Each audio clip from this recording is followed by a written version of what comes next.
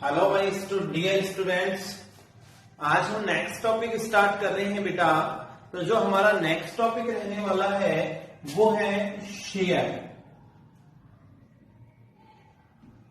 बेटा meaning of share के ऊपर अपन बात करते हैं। तो शेयर क्या होता है? तो देखो, कल की अपनी जो लास्ट वीडियो क्लास थी उसके अंदर आपने देखा था कि मेरी कंपनी की टोटल कैपिटल कितनी थी बेटा? 10 लाख रुपीज मेरी कंपनी की कैपिटल थी। उसको मैंने 4 लाख रुपीज उसमें से मैंने किसमें कन्वर्ट कर ली थी बेटा?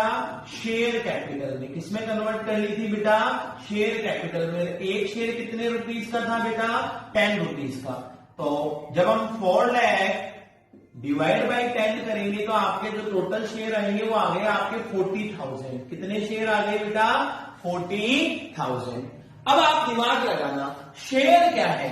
तो कंपनी की टोटल शेयर कैपिटल के जो ये टोटल शेयर कैपिटल है इसके वो स्मॉल स्मॉल पीसेज है। जैसे मैंने एक पीस बना दिया 10,000 का, एक बना दिया 5 का, एक बना दिया 8 का, एक बना दिया 7 का, एक आपके पास में शेयर बना दिया 2 का, एक बना दिया आपके पास में 3 का, एक बना दिया आपके पास में 215 का और एक और बना दिया 215 का।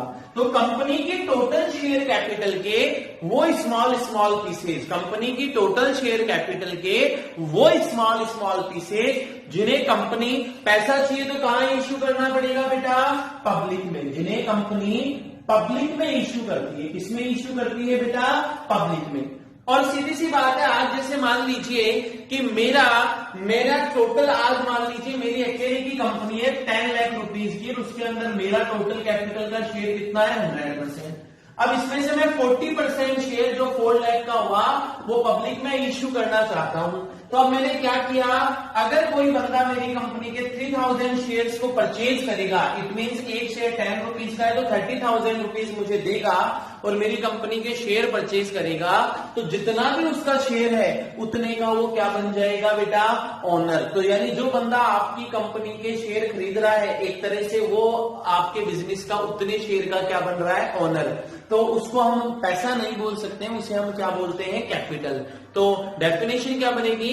कंपनी के टोटल शेयर कैपिटल के वो स्मॉल स्मॉल पीसेज जिन्हें कंपनी कहां इश्यू करती है? पब्लिक में। कहां इश्यू करती है? पब्लिक में। और हाँ, तो बेटा अब हम देख पा रहे हैं कि शेयर बेटा 2 टाइप्स के होते हैं। पहले अपन वापस बात करते हैं कि शेयर क्या है। तो कंपनी की टोटल शेयर कैपिटल के वो स्मॉल स्मॉल पीसेज जिन्हें कंपनी पब्लिक में इश्यू करती है और पब्लिक से क्या रिसीव करती है बेटा? कैपिटल रिसीव करती है। It is called share. Share 2 types के होते हैं, प्रेफरेंस शेयर और इक्विटी शेयर। हम हमारे लिए अपन बात करते हैं कि सर प्रेफरेंस शेयर कौन से होते हैं। तो बेटा एक बात को आप ध्यान रखना, प्रेफरेंस शेयर कौन से होते हैं? जिन्हें फिक्स रेट से क्या मिलता है? डिविडेंड। अच्छा, मैं एक छोटी सी बात आपसे करना चाहूंगा कि भैया कोई भी आदमी शेयर को परचेज क्यों करे? भाई देखो, 2 चीजें होती हैं। एक होती है कंपनी, ये एक तरह की होती है वेंडर यानी बेचने वाली। एक होता है शेयर होल्डर, ये होता है परचेजर। अब मेरा क्वेश्चन आपसे यह है कि कंपनी शेयर क्यों सेल करे? ये यहां से शेयर कंपनी दे रही है, इसको शेयर होल्डर को क्यों दे? तो कंपनी का तो समझ में आता है कि भैया जब कंपनी को मॉनेटरी रिक्वायरमेंट होगी, पैसों की रिक्वायरमेंट होगी तो कंपनी अपने शेयर बेचेगी। बट शेयर होल्डर कंपनी के शेयर को क्यों परचेज कर रहा है, ये बात अपने को समझनी है। तो बेटा यहां याद रखना कि जो भी कोई पर्सन जो किसी भी कंपनी के शेयर लेगा तो वो उस कंपनी का क्या बन जाएगा? Share holder. क्या बन जाएगा? Share holder. बोले तो वो उस कंपनी का ऑनर बन जाएगा। और जो ऑनर होता है उसे डिविडेंड मिलता है। क्या मिलता है बेटा? डिविडेंड। डिविडेंड का मतलब फुल फॉर्म होती है पार्ट ऑफ प्रॉफिट, यानी उसे प्रॉफिट में क्या मिलेगा बेटा? शेयर मिलेगा। क्या मिलेगा बेटा? शेयर। इसलिए वो बंदा फिर क्या करता है? कंपनी के शेयर खरीदता है। कोई भी पर्सन जो किसी भी कंपनी के शेयर खरीदता है तो कंपनी की तो मॉनेटरी रिक्वायरमेंट फुलफिल होती है, इसलिए कंपनी का तो ये मोटो होता है। और सामने वाला जो पर्सन खरीदने वाला है, जिसको हम पर्सन को शेयर होल्डर बोलते हैं, जब वो खरीद लेता है तो वो कंपनी का क्या बन जाता है, उतने शेयर के लिए मालिक बन जाता है, ऑनर बन जाता है। तो उसको उतने शेयर का क्या मिलता है बेटा, प्रॉफिट, जिसे आप डिविडेंड बोलते हैं, यानी पार्ट ऑफ प्रॉफिट। तो शेयर होल्डर को शेयर परचेज करने से क्या बेनिफिट हो रहा है कि वो उस कंपनी का क्या बन रहा है, ऑनर, और उसको इनकम क्या हो रही है, तो उसको डिविडेंड मिल रहा है। अब अपन बात करते हैं शेयर 2 टाइप्स के होते हैं, इक्विटी एंड प्रेफरेंस। तो इक्विटी प्रेफरेंस शेयर डिविडेंड कौन से होते हैं, इस बात पे आप जरा सा ध्यान देना। प्रेफरेंस शेयर डिविडेंड वो डिविडेंड होते हैं जिन्हें फिक्स रेट से इंटरेस्ट रिसीव होता है, किस फिक्स रेट से डिविडेंड रिसीव होता है, it is called preference share. Preference share कौन होते हैं, जिन्हें फिक्स रेट से क्या होता है, डिविडेंड रिसीव होता है। इक्विटी शेयर कौन से होते हैं, जिन्हें फिक्स रेट से डिविडेंड रिसीव नहीं होता है।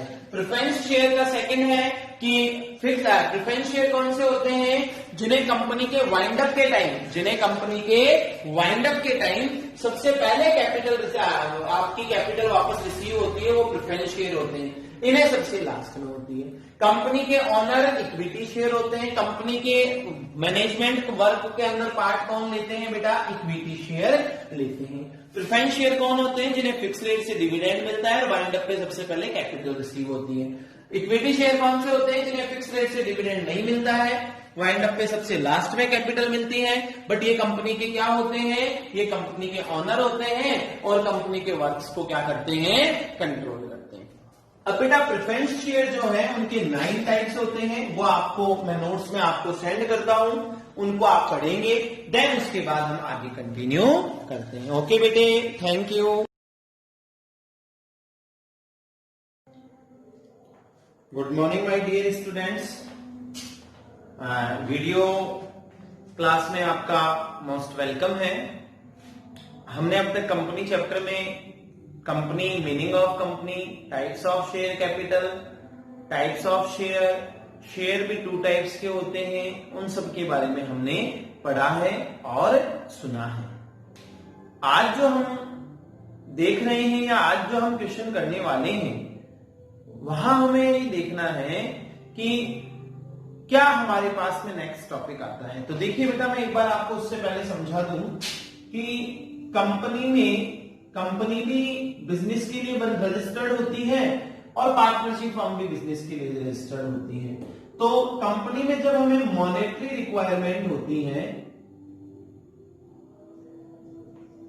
तो उस मॉनेटरी रिक्वायरमेंट के लिए हमें क्या करना पड़ता है, हमें हमारा शेयर इश्यू करना पड़ता है। शेयर का मतलब होता है हिस्सा। कंपनी के शेयर 2 टाइप्स के होते हैं, एक होता है आपका प्रेफरेंस शेयर, एक होता है आपका इक्विटी शेयर।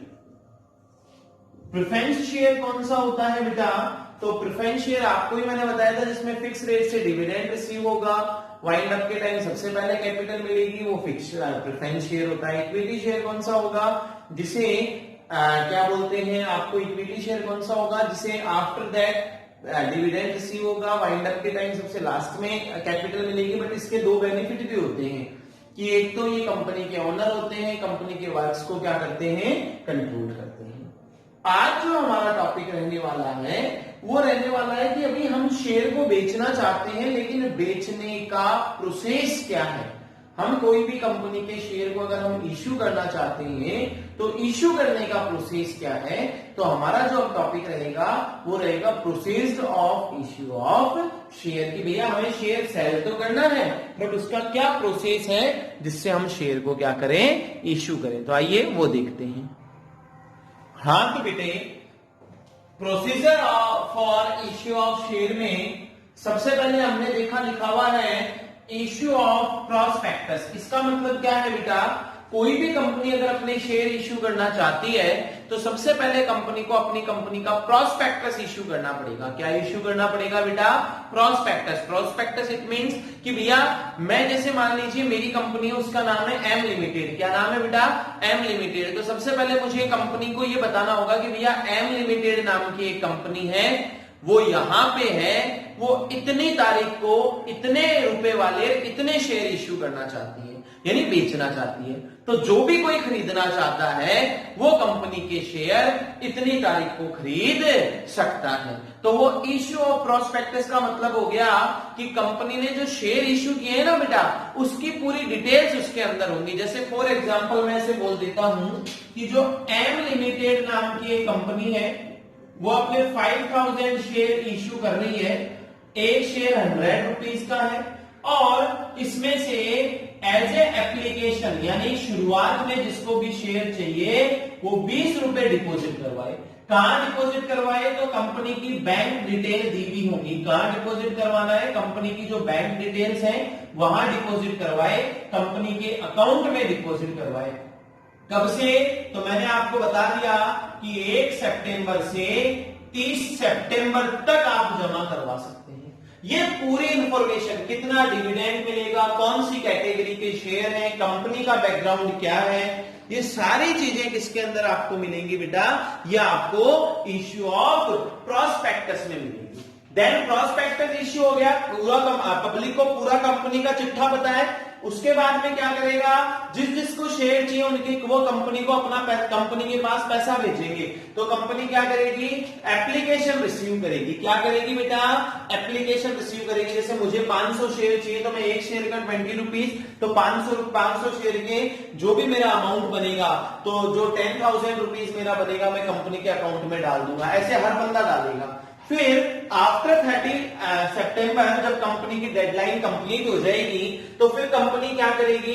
जिन भी लोगों ने कंपनी को शेयरों के लिए एप्लीकेशन भेजा है उन्हें जिस जिसको शेयर अलॉट करने हैं उन्हें शेयर क्या कर देगी?